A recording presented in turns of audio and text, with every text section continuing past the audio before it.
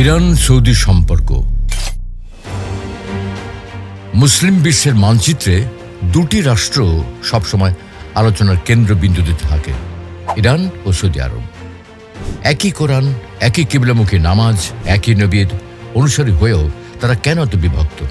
কেন শতাব্দীর পর শতাব্দী ধরে দ্বন্দ্ব আর প্রতিদ্বন্দ্বিতা তাদের মধ্যে বিরাজ করছে? এই প্রশ্নের উত্তর খুঁজতে হলে আমাদের ইতিহাসে ফিরে যেতে হবে।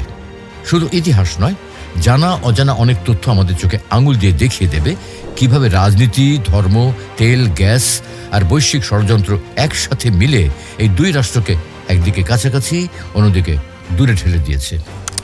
প্রাচীন শেকড়, বিভক্তির সূচনা। রাসূল সাল্লাল্লাহু আলাইহি ওয়াসাল্লামের ইন্তেকালের পর মুসলিম উম্মার নেতৃত্বের প্রশ্নেই শুরু হয় বিভাজন।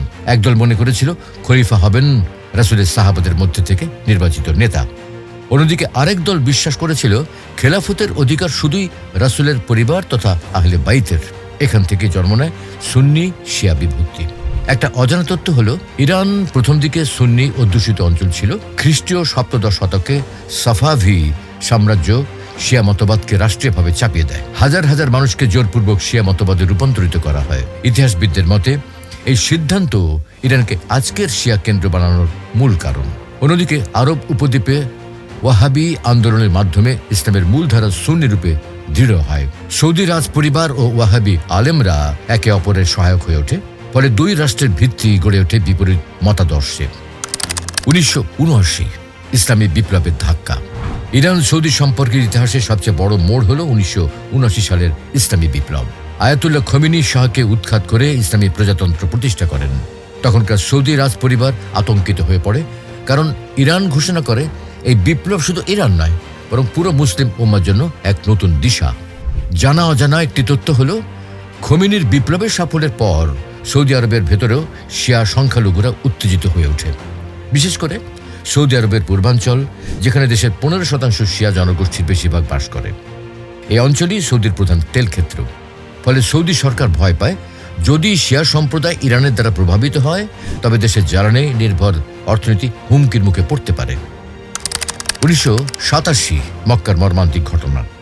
আরেকটা ঘটনা প্রায় আড়ালে থেকে যায়। 1987 সালের মক্কার ট্র্যাজেডি।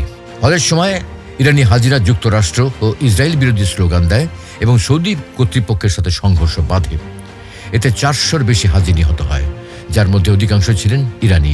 এই ঘটনার পর দুই দেশের কূটনৈতিক সম্পর্ক ভেঙে পড়ে। অনেকে জানেন না, এই ঘটনার পর ইরান মক্কায় হজের আয়োজনের বৈধতাকেই প্রশ্নবিদ্ধ করে। তারা দাবি তোলে হজ পরিচালনার জন্য আন্তর্জাতিক মুসলিম কমিটি গঠন করা উচিত। সৌদি আরব এটিকে তাদের ধর্মীয় নেতৃত্বের উপর সরাসরি আঘাত হিসেবে দেখে। মধ্যপ্রাচ্যের প্রক্সি যুদ্ধ। 21 শতকে ইরান ও সৌদি আরবের প্রতিদ্বন্দ্বিতা সরাসরি যুদ্ধ নয়, বরং প্রক্সি বা প্রতিনিধির মাধ্যমে। ইয়েমেনে সৌদি হুতি বিদ্রোহীদের বিরুদ্ধে লড়ছে আর ইরান তাদের সমর্থন দিচ্ছে। সিরিয়ায় সৌদি বিদ্রোহীদের পাশে দাঁড়ায় আর ইরান আসাদকে রক্ষা করে। লেবাননে হিজবুল্লাহ ইরানের ঘনিষ্ঠ মিত্র, যা সৌদি নীতির বিপরীত অবস্থান নেয়। একটা অজানা তথ্য হলো, ইরান মধ্যপ্রাচ্যের একমাত্র দেশ যার হাতে শক্তিশালী ক্ষেপণাস্ত্র কর্মসূচি আছে।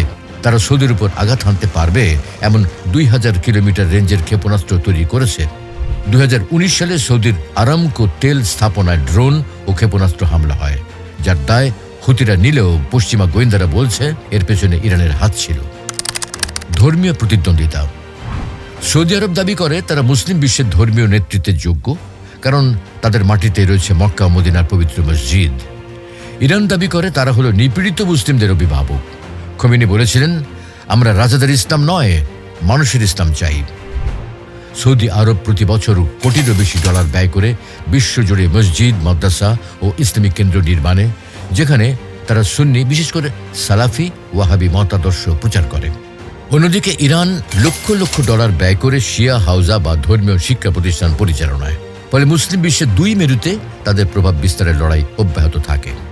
সাম্প্রতিক পরিবর্তন। 2023 সালে চীনের মধ্যস্থতায় ইরান ও সৌদি আরব আবার কূটনৈতিক সম্পর্ক পুনঃস্থাপন করে। এটি ছিল এক ঐতিহাসিক ঘটনা। চীনের রাজধানী বেইজিংয়ে গোপন বৈঠকের পর দুই দেশ ঘোষণা দেয় তারা দূতাবাস খুলবে এবং পারস্পরিক শত্রুতার অবসান ঘটাবে। ভবিষ্যতের সম্ভাবনা ও শঙ্কা। ইরান সৌদি সম্পর্কে ভবিষ্যৎ অনেকটাই নির্ভর করছে তাদের পারস্পরিক স্বার্থের উপর। যদি তারা একসাথে কাজ করে তবে মুসলিম উম্মাহ শক্তিশালী হবে। তেল ও গ্যাসের যৌথ প্রভাব বৈশ্বিক অর্থনীতিকে নাড়িয়ে দিতে পারে। তবে জানা অজানা আরেকটি দিক হলো সৌদি আরব ধীরে ধীরে ইসরায়েলের সাথে সম্পর্ক স্বাভাবিক করার পথে হাঁটছে, আর ইরান সবসময় ইসরায়েলের কট্টর বিরোধী। এই বিপরীত অবস্থান ভবিষ্যতে আবারও সম্পর্ক নষ্ট করতে পারে। আরেকটা শঙ্কা হলো যুক্তরাষ্ট্র দীর্ঘদিন ধরে সৌদির নিরাপত্তার নিশ্চয়তা দিয়ে এসেছে। ইরান আবার রাশিয়া ও চীনের সাথে ঘনিষ্ঠ, ফলে বৈশ্বিক পরাশক্তিদের প্রতিদ্বন্দ্বিতা সরাসরি ইরান সৌদি সম্পর্ককে প্রভাবিত করবে। প্রিয় দর্শক, ইরান সৌদি সম্পর্কের ইতিহাস রক্ত, অশ্রু আর কূটনৈতিক ষড়যন্ত্রে ভরা। একদিকে ধর্মীয় নেতৃত্বের দাবি, অন্যদিকে রাজনৈতিক প্রভাব বিস্তার, সব মিলিয়ে এই সম্পর্ক জটিল থেকে জটিলতর হয়েছে। তবে আশা আছে, যদি তারা বিভাজন ভুলে ঐক্যের পথে হাঁটে তবে মুসলিম উম্মাহ আবারও ইতিহাসের মঞ্চে নেতৃত্ব দিতে পারবে। আর যদি দ্বন্দ্ব চলতেই থাকে তবে বিভক্তির সুযোগ দেবে বাইরের শক্তিগুলো। বন্ধুরা, প্রশ্ন রয়ে যায়, মুসলিম উম্মাহ কি একদিন সত্যি ইরান ও সৌদির নেতৃত্বে ঐক্যবদ্ধ হবে, নাকি বিভাজনের এই গল্প চলতেই থাকবে? আপনার কি মনে হয় তা কমেন্টে লিখুন ও জ্ঞানের আলোর সাথেই থাকুন।